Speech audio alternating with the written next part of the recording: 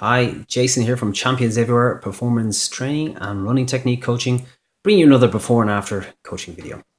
If you want to get to the bottom of your running injuries or run faster, you can join us on one of our famous weekend running technique workshops or work with us on a one-to-one basis, like the runner you're about to see now. Check us out on championseverywhere.com for more information and upcoming workshops. So this time, a client contacted us through our website here.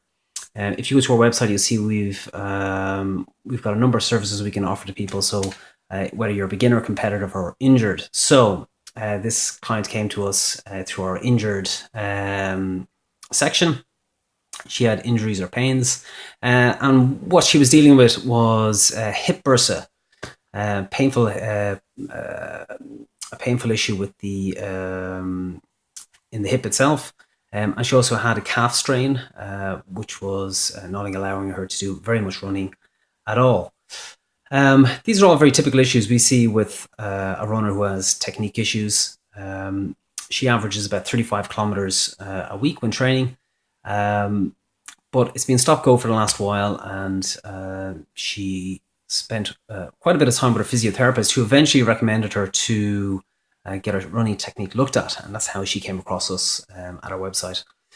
So over the course of 2 hours, we took her through our full biomechanical assessment, where we looked at her hardware, so the joints and muscles of the body, as well as the software, which is how she actually runs. So if we pull her up here, okay, so this is our runner here. So the first thing we do is we get her up on the treadmill in her footwear that she likes to run in at the moment, and see what's going on. So one of the glaring things to me at the moment is her posture is out. So she's got a sort of a leaning forward posture, and we want her to be more upright when she runs. There's a lot of tension going there in the shoulders. You can see her kind of running like this. The arms should be freely moving, swinging nicely by the body, but there's not a lot of tension in her hands as well. Her cadence is on the slow side, and we want to find out why she's getting that problem in the hip and the calf. So what we do is we'll slow this down and have a look at how she's handling those impact forces when she runs. And we see here that she's got what we classify as a traditional jogging gait. So this is landing out here on the heel. So the heel is not designed for running. It's a small round-shaped bone, the calcaneus. The only reason she can actually run on her heel at the moment is because of her cushioned footwear that she has on there. So she's not getting the signal to her brain to say, "Ow, this hurts, stop doing it."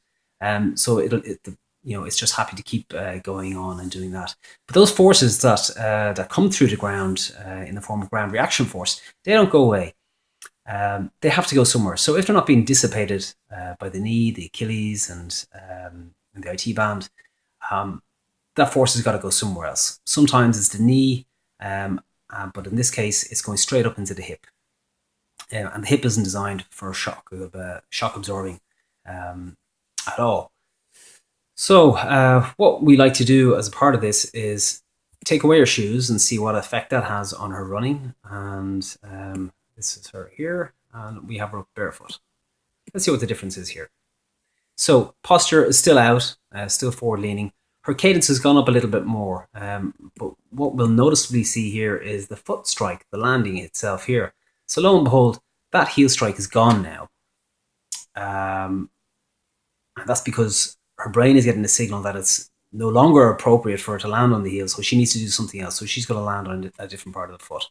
But there's still issues here. So that left foot is there's tension in it when it lands, and the right foot here is slightly supinated landing. So to address that, to address those issues, we're going to fix her posture and increase her rhythm a little bit, and then get her a little bit more relaxed in those shoulders while she runs. So part of every biomechanical assessment we do a hardware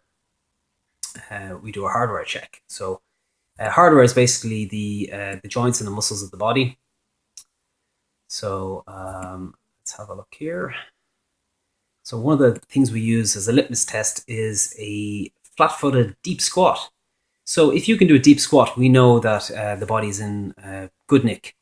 So you've got full range of movement in the ankles, the hips, and the knees are happy with flexion, and the foot is nice and strong and can support itself there. But in this case, we see a Western squat, so sort of leaning backwards, totally off balance. She's got a valgus knee collapse there, so the two knees are coming inwards like this. So we're going to have to rehabilitate her squat and probably give her, or as we did, we gave her a heel raise of about this much, so she could sit down comfortably in a deep squat. So before we got her up, we put her through all our protocols our standard protocols we use with runners to fix the feet. She had squash toes, Morton's toes. We gave her drills to fix that ankle mobility and focused squat drills. But before we could get her up running, we needed to address that pain that she had in the calf. So pain in the muscle generally comes about by trigger points, generally. So you can think of trigger points as small little knots in the muscles themselves. So I got her up here on the plinth and done some neuromuscular physical therapy work on her, treated some trigger points that we found, and then we began rehabilitating the calf. So I was happy with taking forces again at it. Now, we would usually start on sort of a regular step and jumping off it and focusing on a relaxed landing, but she couldn't do that. So we had to get her up on a step of about an inch high. And even then it was quite challenging to get her subconscious happy with the fact that it was going to be loaded again, the muscle. So that took about 10 or 15 minutes to do that. And then we were able to progress to a normal size step and take it from there. So then we could get up and do a little bit of treadmill work. So if we have a look at the after video, where we addressed her posture, we addressed the cadence that she's running at, and we gave her some relaxation work to do. So this is the finished article here after our hour and a half or so of working, or 2 hours. So we can see straight away she looks like a different athlete altogether. So nice and upright. That cadence now is up to about 180 beats per minute. She'll train at that cadence for a while before she finds her own optimal level. And we use that electronic metronome to keep her up there. So if we slow down, we take a look at that foot landing now and see how she's handling that ground reaction force. So right foot here, it's a nice flat-footed landing, and left foot is also flat-footed. So we know that once she's nice and upright, or her posture, she's landing beneath the head, is stacked over the hips, is stacked over the big toe as it lands. We know that she's using all her muscles and joints in an appropriate way, and she's not going to feel that any pain in her hip or calf. So happy enough, she was pain-free for the whole session, which was a great breakthrough in her running. She was very happy on the day, and she's going to do some follow-up work with us as well. So if you found that interesting, and if you're suffering of a similar issue or other issues, you might think of reaching out to us.